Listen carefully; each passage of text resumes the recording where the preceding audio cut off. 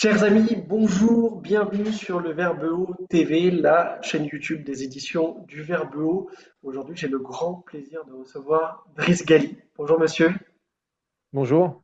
Vous êtes un essayiste bien connu, ancien cadre dans la haute technologie, diplômé de l'EDEC et de Centrale Supélec. Vous publiez L'identité d'abord, lettre ouverte d'un immigré aux Français qui ne veulent pas disparaître, aux prestigieuses éditions de l'Artilleur. Un ouvrage, chers amis, que je vous recommande vivement de vous procurer. Il est à forte dimension autobiographique. Le lecteur est invité à vous suivre de la France au Brésil, en passant par le Maroc. Et dans ce texte très personnel, Driss Ghali, vous décryptez les ressorts de l'identité, à la fois individuelle mais aussi collective, en nous invitant, en somme, à ne plus renoncer à nous-mêmes. D'où ma première question. Vous décrivez dans les premiers chapitres un mal qui vous a longtemps rongé et Mhm. dont vous dites qu'il ronge en fait la France tout entière. Quel est ce mal? Merci de m'avoir invité. Quel est ce mal? C'est l'oubli de soi, tout simplement. On a tous décidé de s'oublier soi-même.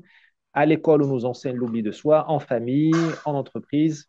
On oublie que nous sommes des êtres humains et pas seulement des Homo economicus ou des Européens. Nous sommes des êtres humains qui avons besoin d'exprimer une autre identité. L'identité, ce n'est pas une question de couleur de peau seulement, c'est important, ou de religion, c'est une question aussi de vocation, de mission dans la vie. Qu'est-ce que je suis venu faire dans la vie, à titre personnel? Et moi, j'ai passé 40 ans à me poser cette question, à y répondre, à oser y répondre, parce qu'il y a un risque à s'assumer. Comme jadis, il y avait un risque à s'assumer homosexuel. Maintenant, c'est devenu, heureusement, c'est devenu normal. Aujourd'hui, on a toujours de plus grands scrupules à s'assumer, à dire non, apprendre à dire non. Et au fait, nous disons oui individuellement et collectivement, tellement de mensonges, à tellement de bêtises, qu'on finit par dire oui à sa propre mort. Moi, j'étais mort dans l'entreprise, dans la grande entreprise. Alors, je gagnais bien ma vie, le frigo était plein, mais j'étais un mort-vivant. Je travaillais, je consommais, en dépression, comme tout le monde aujourd'hui, sous pilule. Enfin, j'ai pas pris des pilules, mais tout le monde aujourd'hui est sous pilule, plus ou moins borderline, parce que je réalisais le rêve des autres, d'une entreprise, d'un entrepreneur ou d'autre chose. Et au niveau collectif, ce sera mon dernier mot. Au niveau de la France aujourd'hui, nous réalisons le rêve, l'utopie des autres. Ce projet européen qui est la mort de la France, ces utopies plus ou moins, qu'elles soient de gauche ou de droite, peu importe. Au fait, on a oublié qui nous sommes collectivement. Et on a oublié que nous sommes forts. On a oublié que nous sommes capables de surmonter les difficultés. Moi, c'est le jour où je me suis rappelé de mes origines arabes et marocaines, qui sont des origines de résilience, de rusticité, de prendre un coup sur la tête et de repartir. On n'a pas besoin de passer par un Sheraton, de se faire requinquer à Cancun pendant une semaine pour repartir dans la vie. Ça, c'est le côté, je dirais, nord-africain, un peu bédouin. Eh bien, vous, les Français, vous êtes une grande nation qui a survécu aux invasions, survécu à la Première, Deuxième Guerre mondiale. Vous avez fait des grandes choses. Et donc, si vous vous rappelez de ça collectivement, vous allez voir très différemment le défi européen, par exemple, qui est un tout petit défi par rapport à ce que vous avez vécu. Mais en fait, on vous a obligé, vous vous êtes laissé faire individuellement et collectivement, à vous oublier. Vous avez oublié même vos forces, nos forces. Et ça, c'est un crime qu'on commet contre nous-mêmes. Et justement, vous décrivez une mécanique à la fois interpersonnelle mais aussi géopolitique d'une certaine façon, à savoir que les individus ou les nations qui s'oublient eux-mêmes sont condamnés à laisser le triomphe aux enfoirés, en fait, pour parler C'est ça. un peu familièrement. Oui, au fait, euh, on s'est oublié nous-mêmes et on a oublié la nature humaine. Dans la nature humaine, il y a une compétition. Nous sommes en compétition au sein d'une même famille, on le voit bien. Vous voyez un héritage, vous allez voir comment les fratries explosent, les relations explosent. En entreprise, les parents, au niveau de l'école, avec leurs gamins, les concurrences pour les places. Il y a une lutte des places, il y a une lutte des classes, il y a une lutte des sexes pour les meilleurs hommes, pour les meilleures femmes. Enfin, nous sommes en compétition. Allez en boîte le samedi soir, vous allez voir que nous sommes en compétition. Mais nous l'avons oublié. Parce que les bisounours, la technologie, tout va bien, la fin de l'histoire, la mondialisation, l'Europe, les droits de l'homme et tout ça. Et nous avons oublié qu'il y a des compétitions entre les peuples et une compétition aussi entre des êtres humains, entre des gens qui n'ont pas que des bonnes intentions. Vous avez des gens qui sont incompétents, que j'appelle les enfoirés, ils sont incompétents, médiocres, mais ils sont sûrs d'eux-mêmes et suprémacistes. Ils veulent le pouvoir. Et ils ont le vent en poupe. Ce sont eux qui ont planté la France. Je ne vais pas les citer, mais ils ont planté la France. Ils ont planté l'hôpital. Parce que l'hôpital français n'a pas été planté parce on manque d'argent.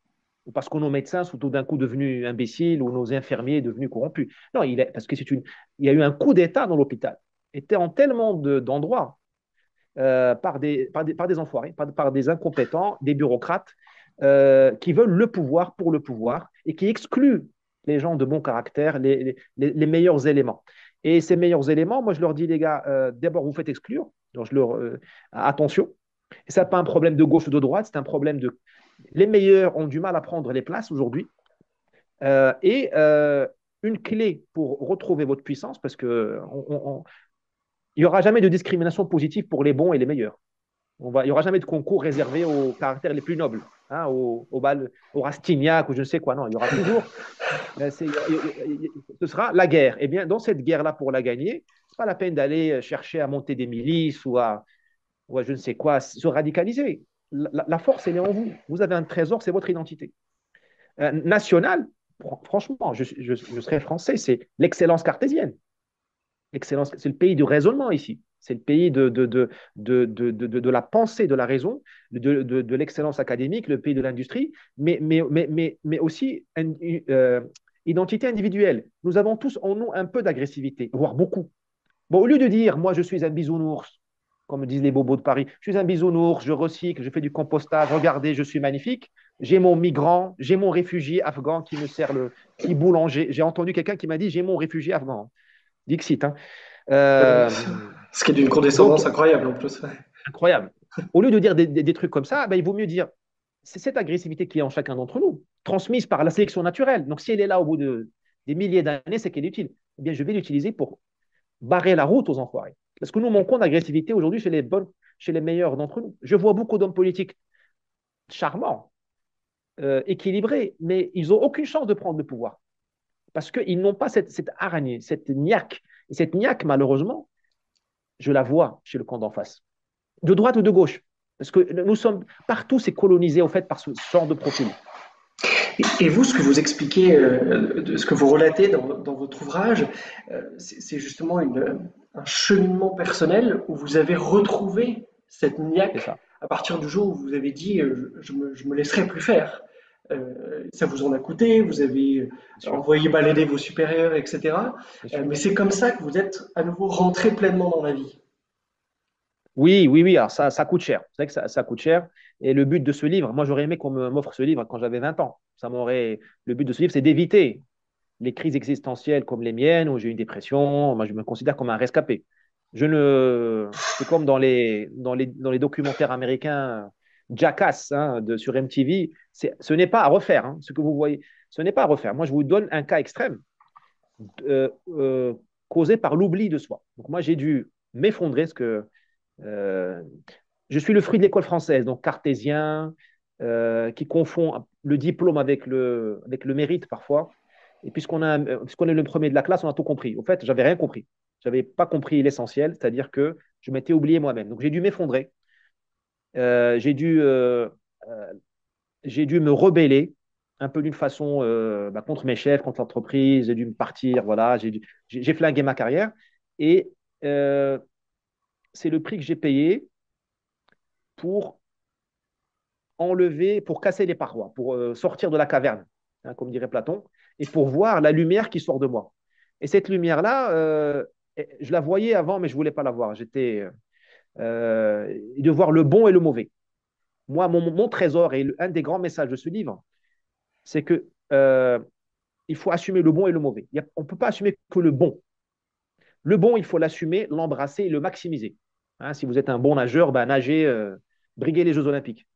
Mais si vous avez un handicap quelque part, vous êtes mauvais en calcul, par exemple, en comptabilité, ce qui est mon cas, ben ne perdez pas votre vie à faire des cours de compta. Sous-traitez la compta à quelqu'un d'autre.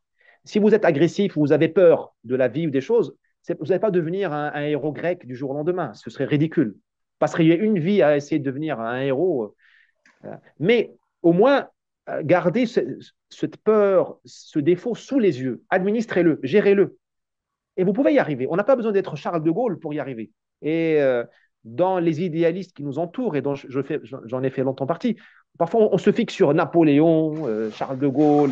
Ce sont des figures inatteignables. Il vaut mieux améliorer les gens moyens, nous autres, que d'essayer de s'accrocher à des sauveurs, des hommes providentiels qui existent peut-être, mais qui sont un idéal inatteignable. C'est comme les statues au Louvre, on ne peut pas les toucher.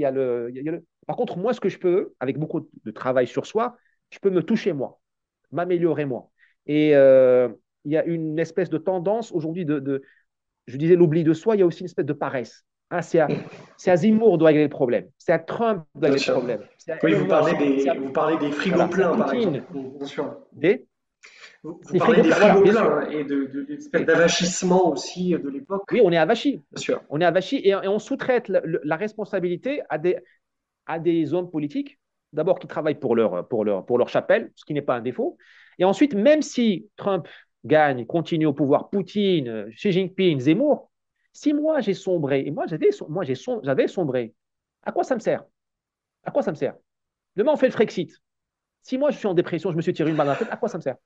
Et je vois beaucoup de souverainistes qui ne sont pas souverains. Oui, Et je vois beaucoup c'est un d'écolos moment qui ne très, très sont pas fort de votre livre, écologistes. bien sûr. Oui, il y a beaucoup d'écologistes, parce que ce livre n'est pas de droite, de gauche. Vraiment, je m'adresse à l'être humain. Je vois beaucoup d'écolos qui sont capables de sauver le tigre du Bengale, mais ils sont en détresse. À quoi ça sert de sauver la planète si je ne suis plus là pour respirer son air? Et en fait, c'est un appel à la responsabilité. Et c'est aussi un message d'espoir, parce que je ne suis vraiment pas le bon candidat pour ces choses-là. J'étais pas le bon candidat. J'étais le fruit de l'école française, les classes prépa, une espèce d'arrogance technique mathématicienne, méritocratique à deux balles, parce que on mesure le mérite sur le passage à des concours. La vie, c'est un peu plus que ça. Hein. Traverser un deuil, pour moi, un deuil, perdre sa mère ou son père ou son épouse, c'est aussi dur qu'un concours de HEC parfois, en termes de charge sentimentale. Hein, et pourtant, mais moi, j'y suis arrivé. Donc, tout le monde peut y arriver. C'est un message d'espoir. Euh, on a un défi face à nous, mais on peut y arriver. Et ça, je pense que c'est l'enseignement de cette époque-là qui va être l'époque identitaire.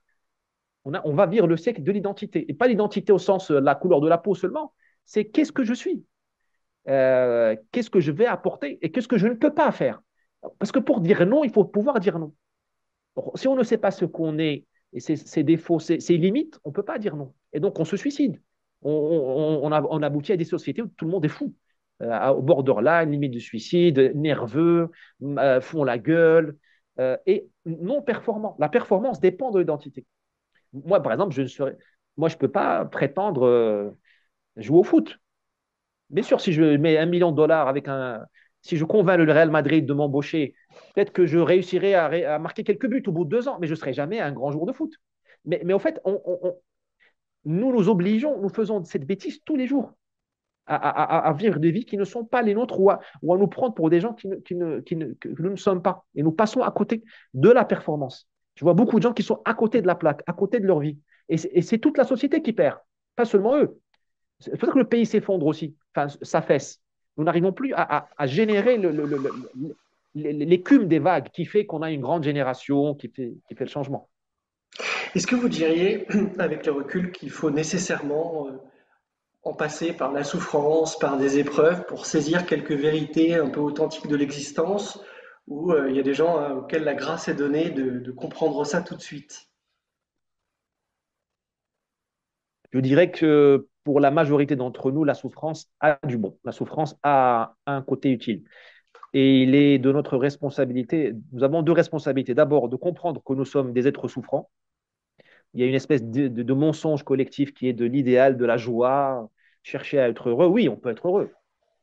Mais si on cherche à être heureux, on va vraiment être malheureux parce que la vie est une suite de défis et d'obstacles. C'est vraiment une régression en enfance que de croire qu'on va être heureux tout le temps. Ça, c'est la première chose. La deuxième chose, c'est quand on est face à la souffrance, c'est d'essayer D'abord, de ne pas la goûter outre mesure, parce que la souffrance est séduisante. Ce qui est une noblesse de la souffrance. Ah, je suis en dépression, donc je suis intelligent. Il n'y a que les imbéciles qui ne sont pas en dépression. Moi, je suis profond. Non, non. Il faut vraiment. Parce que la mort est séduisante, mais la mort, elle vous absorbe, hein, elle vous dévore. Hein. C'est un monstre. Donc, il faut jouer avec la souffrance. Il faut être. Il faut s'aguerrir, au fait. Il faut essayer il faut accepter la souffrance, euh, ne pas la fréquenter trop longtemps et lui poser des limites. Hein. Les limites, c'est nous qui les posons. Alors, ça a l'air révolutionnaire, mais c'est nous qui les posons. Il y a c'est l'identité aussi. Est-ce que j'ai une identité de victime? Voilà. Et pendant longtemps, j'ai eu une identité de victime. De dire, voilà, tout conspire contre moi, l'entreprise, je sais pas, ma femme, ma mère, mon père et tout ça. Et à un moment donné, je me suis dit, non, je ne suis pas une victime. Oui, j'ai des problèmes, ils sont là, ils sont objectifs, le frigo est plein, le frigo est vide, j'ai mal, j'ai pas mal, mais on pose une limite parce que sinon, la souffrance peut complètement vous transformer en un étranger à vous-même. Et là, c'est foutu. Là, vous êtes. Euh, c'est euh, c'est comme quelqu'un qui est drogué, au fait. Il est aliéné, hein. Il est de sa route, hors de sa route. Et en plus, c'est une drogue licite, la souffrance. Ah, oui, je souffre. Ah, faire très attention à la souffrance. Indiscutablement, la foi vous a aidé Oui, bien à sûr. aller de l'avant en, en redécouvrant l'islam. Euh, Vous dressez un constat sans concession de la laïcité pardon, à la française. Vous dites, je cite, c'est page 113, l'idéologie française est une ode à la persécution religieuse. Le citoyen de la République est un prisonnier politique privé de ses droits spirituels. Il est mal vu s'il va à la messe, s'il est traité d'intégriste s'il cite la Bible, et il n'aura bientôt plus le droit de souhaiter joyeux Noël. C'est vrai qu'on nous explique souvent que la laïcité est une solution pour résoudre les tensions de la société. Je vois par chez moi en Haute-Garonne, il y a même des panneaux du conseil départemental, la laïcité, c'est ce qui nous réunit. Mais en fait, n'est-ce pas le problème plutôt? C'est devenu le problème. Parce que séparer le spirituel du temporel, pourquoi pas? Même si on sait qu'à l'origine, la laïcité elle n'avait pas que des. Il y avait une mauvaise haleine dans la laïcité. Il y avait la lutte contre l'Église, hein, on avait les laïcars, il y avait quand même. Hein. Mais à la limite, l'Église était tellement forte au début du XXe siècle qu'on pouvait comprendre qu'il fallait, à la limite, séparer le spirituel du temporel. Aujourd'hui, on est tombé dans le laïcisme, c'est-à-dire une lutte contre le spirituel. Donc, c'est comme si le français était un arbuste et on est en train de l'élaguer tout le temps.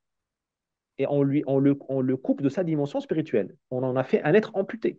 Et ça, la République, elle commet un grand crime contre alors, l'humanité, en guillemets, oui, contre la nature humaine. L'être humain est un être religieux et spirituel. Et en France, la spiritualité, elle est élaguée. Et la spiritualité du pays, elle est d'origine chrétienne. Qu'on le veuille ou non, c'est comme ça. Elle est d'origine chrétienne. Et donc, et même si on ne peut pas appuyer sur un bouton et transformer les Français en bouddhistes ou en orthodoxes ou en confucianistes ou je ne sais quoi, yoruba. Parce que dans leur sang, dans l'inconscient collectif qu'ils ont hérité malgré eux, ce n'est pas démocratique, il y a la chrétienté. Et donc, quand on voit, et donc, dedans, il y a des nourritures. Hein, et comme un ADN, il y a des nourritures spirituelles, mentales, hormonales, mémorielles, on va dire, qui les rendent plus forts. Par exemple, l'histoire des saints, Sainte Thérèse de Lisieux, par exemple. Ce sont les saints, c'est vraiment du motivationnel. Parce que ce sont des gens qui étaient comme dirait M. Macron ou M. Hollande, des descendants, des déplorables, des gens qui ont raté leur vie, parce que c'est souvent des garçons du peuple, souvent à la limite de l'analphabétisme, hein, des orphelins adoptés dans des couvents, tout ça, et qui obtiennent la gloire dans leur vie ou après leur mort. Et encore, quand c'est après la mort, c'est encore mieux. C'est un message de dire, il ne faut pas désespérer.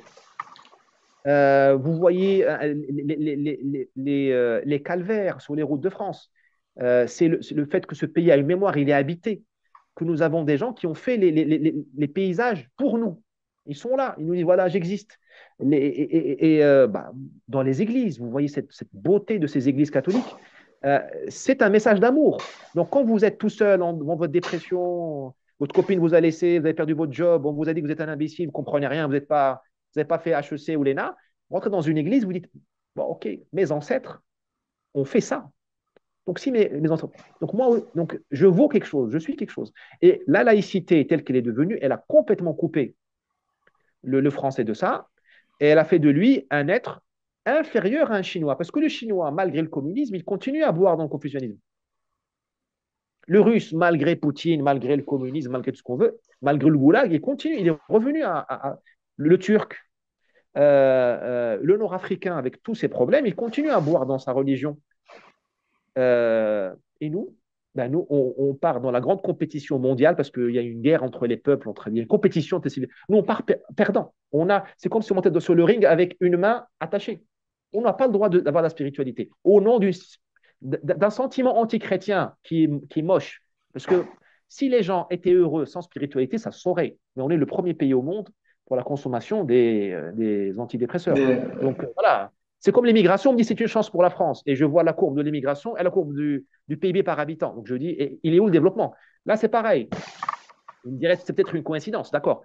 Mais je vois la courbe de la laïcité, de sa diffusion, de son hégémonie. Je vois la courbe de notre santé mentale. Bah, au fait, y a peut-être autre chose qu'une coïncidence. Il y a peut-être un peu de cause à effet. alors, donc vous évoquez la République, l'État, la maltraitance comme mode Oui, de gouvernement aussi. Euh, et d'une certaine façon, ce pacte social qui se brise, puisque la condition pour accepter d'entrer en société, c'est de recevoir la protection de la part de l'État. Or, vous dites aujourd'hui, l'État livre les Français, en l'occurrence, aux plus violents. bien C'est sûr. une vraie Oui, question oui, sur l'avenir de notre société. il y a une rupture du pacte social. Tout le monde s'en fout, enfin, surtout à l'université. Dans les médias, on n'en parle même pas, mais tout le monde s'en fout. Nous vivons une révolution. L'État a retourné sa veste. L'État qui a été, en France, je veux dire, hein, émancipateur de l'individu. Il a sorti des crocs, allez, je vais parler comme un gauchiste, de l'Église, des crocs des corporations. Il l'a émancipé de sa classe sociale, parce qu'on peut devenir riche. Voilà, avant, on était fixé dans l'ancien régime. Il l'a émancipé de l'analphabétisme, hein, voilà, l'école républicaine, tout ça. Euh, qui lui a amené l'État à émanciper la femme, quand même. Bon, on a mis du temps pour donner le droit de vote en 1945, mais quand même, cet État s'est complètement retourné contre l'individu, contre la société. Maintenant, il la brutalise. Nous vivons une politique de brutalisation de la société par un État qui, tout simplement, donne toujours un joker aux plus violents, les voyous, parce que tout est organisé pour que les voyous aient toujours l'avantage sur nous. Alors, les circonstances atténuantes, la culture de l'excuse, le mythe de la réinsertion qui est au fait un prétexte pour l'impunité. Parce que franchement, pour la réinsertion, il faut d'abord qu'il y ait un principe de précaution. C'est pas parce que je vous dis que je vais me réinsérer que vous allez me croire sur parole. Hein, il faut qu'il y ait un principe de précaution et puis il faut y ait une repentance. Moi, je n'ai jamais vu de criminel s'agenouiller devant la société, devant le procureur qui représente la société pour dire je m'excuse. En fait, vous avez un juge qui dit bon, je décide que vous êtes en mesure de vous réinsérer. Non, il faut se repentir. Même religieusement, le repentir est important. Donc, au fait, tout est fait pour ces voyous nous brutalisent. Et au fait, la brutalisation, elle va ailleurs. Vous avez remarqué que plus les voyous dominent la société, hein, ils dominent la rue, ils ont changé nos horaires, nos femmes et nos frères, nos femmes, nos sœurs et nos mères s'habillent différemment selon les quartiers, selon les horaires. On ne va plus au match de foot, les alarmes partout, les gens changent de quartier, voire de région. C'est pour vous dire l'empire des voyous. Hein, ce n'est pas juste une impression d'insécurité. La carte de France change sous l'effet de la grande insécurité, alors que nous avons des imbéciles qui nous disent qu'il n'y a qu'un sentiment d'insécurité. Il faut demander aux promoteurs immobiliers du sud-est et du sud-ouest d'où viennent leurs clients, hein, s'ils ne quittent pas les zones de non-droit. Donc, au-delà de ça, il y a une violence d'État. Quand vous allez à l'hôpital, vous restez 12 heures dans les urgences, alors que vous donnez la moitié de votre salaire à l'État quand même, ou de votre héritage en droit de succession. 12 heures aux urgences. C'est la maltraitance publique. Et vous avez une maltraitance par délégation. D'un côté, vous avez l'État qui délègue aux voyous le droit de vous casser la gueule. Et lui, il dit, moi je suis humaniste, vous ne vous rendez pas compte, je suis au-dessus de ça. Moi, je ne frappe personne. Je suis pour 68 arts. C'est Trump le méchant. Sauf que l'État, il a ses milices qui sont ses voyous. Ils sont son projet. Ce ne sont pas des. Vous savez, ces mafias-là, c'est en 2 jours, on arrête ce cirque, mais on ne veut pas l'arrêter. Tout est fait pour ne pas l'arrêter. Donc, l'État délègue la violence à ces gens-là, mais il la délègue aussi à tous les collectifs qui, au nom du wokisme, du LGBTisme, de l'écologie, du féminisme, mènent une guerre civile à la population. On vous traite de raciste pour un oui, pour un non, de macho, d'homophobe. Au fait, il y a toujours quelqu'un avec une Kalachnikov au-dessus de votre tête, parce que vous pouvez perdre votre boulot, votre situation sociale, on n'a rien. Vous voyez le gars là, le patron de presse, donc ce n'est pas un prolétaire, patron de presse qui a cliqué sur like sur LinkedIn, le type a dû se démissionner. Parce que vous avez des milices qui ont délégation du service public, parfois elles sont même financées par l'État, qui au nom de causes, font un travail de police pour maltraiter les gens. Parce que je suis désolé, les homosexuels continuent à se faire violer en prison, les femmes continuent à se faire battre par les maris violents. Les maris violents continuent à frapper. Ils n'ont pas peur de l'ONG, de madame je ne sais pas quoi, ou même de la loi. Au fait, c'est juste fait en grande partie pour intimider la population, pour lui dire euh, qu'elle est hors démocratie. Mais on n'ose pas lui dire. En fait, on a quitté la démocratie il y a très longtemps, mais on n'ose pas le dire à la population. Parce que si on est en tyrannie, ben d'abord, on peut prendre le maquis d'une part, et d'autre part, on peut arrêter de payer les impôts. Parce que nous payons 50% d'impôts avec la promesse d'être dans une démocratie, la meilleure au monde. On est loin. Parce que dans une démocratie, ce sera mon dernier mot, on ne viole pas les mémés chez elles par des OQTF et les femmes ne se cachent pas le soir pour aller, elles ne se mettent pas en groupe pour rentrer chez elles. Dans une démocratie, on ne vous prend pas la moitié de votre héritage. Ce n'est pas une démocratie, c'est autre chose. On est ailleurs. Justement, dans ce contexte de perte de légitimité de l'État, est-ce que vous êtes sensible aux grands mouvements libertariens qu'on observe en Amérique, que ce soit du côté de l'Argentine avec Milley ou Trump, Musk aux États-Unis? Oui et non. Oui, parce qu'ils ont tout compris, l'État est devenu l'ennemi. Alors, pour nous, les Nord-Africains, je dis souvent nous parce que je suis marocain, l'État a toujours été le rival. On n'a jamais vraiment cru dans l'État, parce que nous n'avons jamais eu d'État-maman, d'État-providence comme vous l'avez eu. Donc, c'est vrai qu'on a probablement plus d'une avance sur les Français et les Européens de l'Ouest sur le sujet. Mais c'est vrai que l'État est devenu l'ennemi, ça c'est sûr. Trump, Musk, Milley ont raison sur le sujet, mais il n'y a pas que l'État, il y a le capitalisme. Ce que j'appelle dans le livre le parti unique, c'est-à-dire l'alliance entre les grandes entreprises et l'État. Et le capitalisme aussi est l'ennemi. C'est le capitalisme qui doit transformer en des êtres faibles.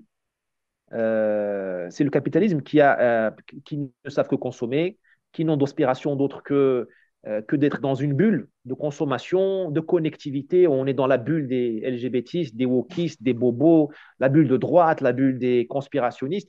En fait, le capitalisme n'est pas sympa. Et je ne vois pas chez Milley ou chez Trump ou chez Musk une proposition à mettre à la place pour contrer cette dérive capitaliste. Qu'est-ce qu'on met à la place du wokisme? Le wokisme qui est l'enfant du capitalisme, hein, ce n'est pas l'enfant de la gauche. Parce qu'il fallait bien payer, les directeurs de la diversité ne sont pas payés par le PCF, ils sont payés par les L'Oréal, les Sodexo, les American Airlines. C'est pas le call cause tout ça. Qu'est-ce qu'on met à la place? Et moi, je me méfie beaucoup de ce capitalisme. Je pense pour ça que je dis, il faut revenir à notre identité. Nous ne sommes pas que des homo economicus. Chez les Français, vous avez la figure de l'honnête homme, qui est l'homme d'abord, qui est autonome économiquement, s'il le peut, il est entrepreneur, autonome, il s'informe lui-même, qui se défend lui-même, qui ne compte que sur lui-même, et qui a un petit univers à lui tout seul. Je pense on peut plus, je pense qu'après ce XXe siècle, on nous a tellement raconté de sottises, communisme, libéralisme, fascisme, globalisation, il est temps quand même de revenir à nous-mêmes. Peut-être qu'il faut reconstruire l'être humain, qu'on arrête de chercher des grandes idées religieuses. Hein, le capitalisme aussi, c'est une sorte de religion qui vont. C'est pas parce qu'on va mettre la libre compétition entre les individus et on va réduire l'État au régalien qu'on aura les problèmes. Nous sommes des hommes sans Dieu et sans religion. Qu'est-ce qu'on fait? on est vulnérable. On est comme des corps, on est comme des cellules sans membrane, au fait. Il faut Ma, recréer la membrane. ma dernière question, Driss Ghali, vous connaissez bien le monde, vous vivez entre deux continents, trois continents même, l'Amérique du Sud, l'Europe et l'Afrique du Nord. Dans les gens que vous côtoyez là-bas, est-ce qu'ils pensent que la France a encore quelque chose à dire au monde ou pour eux notre destin est déjà scellé? Bon, on est à un moment de bascule, hein. Ça dépend. Au Brésil, la France a une côte d'enfer. A une côte d'enfer. C'est encore la France d'Amélie Poulain. Donc, voilà. La France qui a été détruite par les gauchistes et les bobos, hein. Parce qu'Amélie Poulain, à Paris, aujourd'hui, elle a besoin d'une escorte armée si elle habite dans le 18e. Euh, bon. Et elle ne se dépêlerait pas. Sinon, elle aurait pas de boulot dans l'ONG de gauche subventionnée par la mairie de Paris. Mais bon. Donc, il y a la France d'Amélie Poulain. Il y a aussi une espèce de sidération par rapport à ce qui arrive en France, les émeutes, les gilets jaunes, tout ça. Mais on est encore dans le. Les Brésiliens n'ont pas encore admis que la France avait des gros problèmes. J'ai l'impression qu'il y a encore il y a encore un avantage. En Afrique du Nord, en Afrique du Nord, il y a un autre mouvement. C'est un mouvement comment dirais-je, qui est difficile à expliquer parce euh, il y a un déclassement de la France. euh, mais on n'ose pas le dire pourquoi. Parce qu'en fait, la France nous ressemble de plus en plus. Plus elle s'est africanisée, plus elle s'est arabisée, moins on l'aime. Parce qu'en fait, on aime toujours celui qui est différent. Celui qui vous rapporte ce que vous n'êtes pas, ce que vous complète, le yin et le yang. Ben, si nous sommes le yin, la France n'est plus le yang. Mais là, c'est très difficile qu'on vous dise ça. On va dire oui, les Français sont racistes, comme si avant ils n'étaient pas racistes. Enfin, la France n'a jamais été aussi aimée que quand elle était vraiment raciste. Les années 20, 30, 40, c'était le maximum de rayonnement de la France, hein. Les années 50, 60, il y avait du racisme. Là, on est dans le wokisme. Pourtant, c'est plus on est wokiste, plus on est détesté. Bon. Est-ce qu'il y a des ressources? Moi, je pense qu'il y a des ressources. La France peut recommencer à rayonner, mais pour rayonner, il faut retrouver le trésor. Parce que le trésor, il rayonne. Mais il faut casser les parois. À main nue, personne ne va nous aider. Chacun et collectivement. Et ce travail-là, il est dur. Je promets du sang et des larmes. C'est le seul travail à faire. On perd notre temps à dire on va faire il faut faire du nucléaire à nouveau, il faut faire des avions, mais c'est pas ça euh, on a fait le Concorde et le TGV et le nucléaire parce que nous étions français. C'est un peuple d'ingénieurs cartésiens, méritocratiques. On a fait la sécurité sociale parce que nous sommes les Français, un peuple égalitaire. Les Américains ne savent pas faire le Medicare. À ce jour, ça ne marche pas bien. Donc, il faut redevenir ce que nous sommes. Tant que nous nous oublions, on va dépenser un fric de dingue, comme a dépensé Macron depuis 5 ans, pour rien. On n'arrive même pas à pondre une IA française, parce qu'on n'est plus français. Vous voyez, au fond, le problème, c'est qu'on s'est oublié. Et donc, on fait n'importe quoi. Mais comme on le fait avec l'argent des autres, le vôtre et le mien, les impôts, c'est vrai que ça va. Et quand ça ne marche pas, c'est la faute à l'extrême droite. Donc, facile. Merci beaucoup, Driss Ghali. Vraiment, lisez, chers amis, L'identité d'abord, paru aux éditions de l'Artilleur. N'hésitez pas à vous abonner aussi à cette chaîne pour nous aider. C'est une nouvelle chaîne pour le Verbe haut. Je vous dis à très bientôt.